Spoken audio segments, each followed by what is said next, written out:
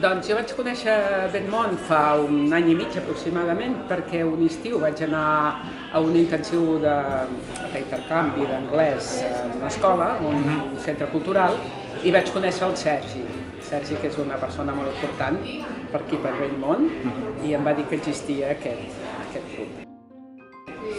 Prèviament, jo feia un any que havia tornat a reprendre l'anglès, que tota la vida he estudiat, he deixat, i havia com tornat a estudiar una altra vegada, però pel meu compte, no? amb la tablet.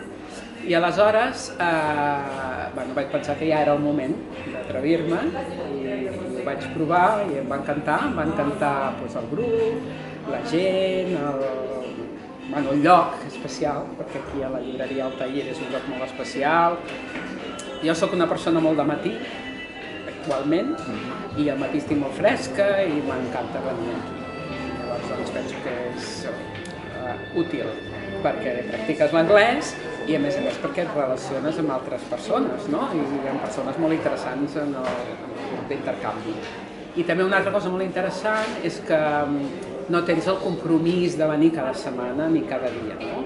Si pots, vens, però a vegades sorgeixen alguna cosa, alguna feina que tens i no pots venir, doncs no hi ha cap problema.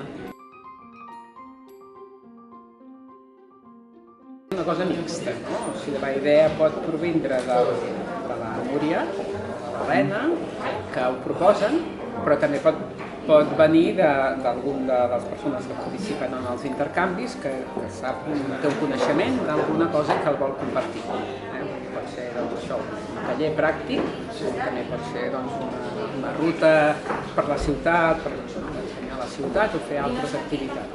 Llavors, en principi, hi ha tota aquesta, amb la mateixa filosofia, la mateixa filosofia de fer un intercanvi i de fer més enllà del simple intercanvi lingüístic.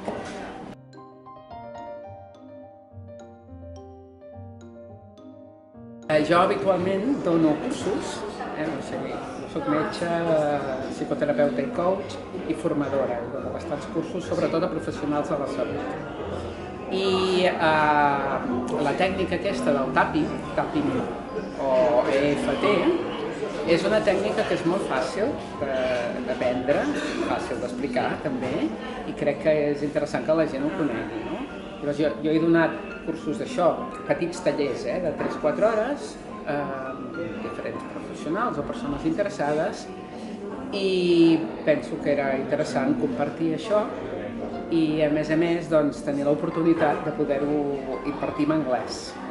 I a més impartir-ho en anglès, que era una mica la condició, aleshores jo ho feia gratuïtament i només els assistents pagaven una petita quantitat pel manteniment de Benmont.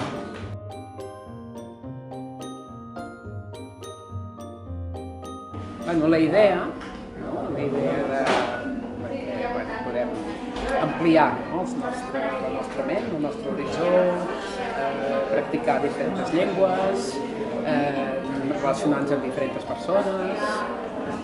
A més, crec que hi ha un ambient que moltes vegades va més enllà d'això, perquè fins i tot, concretament una vegada el Sergi a mi em va col·laborar amb una cosa d'unes fotos, que fa fotografia. Jo alguna vegada amb alguna persona que ha necessitat alguna cosa, soc metge i m'ha preguntat alguna cosa, també els hi he compartit. Si necessito algun servei d'algú dels que estan allà, potser li puc preguntar, un assessorament, per exemple. És una cosa que crec que va més enllà de només practicar l'anglès, en el meu cas.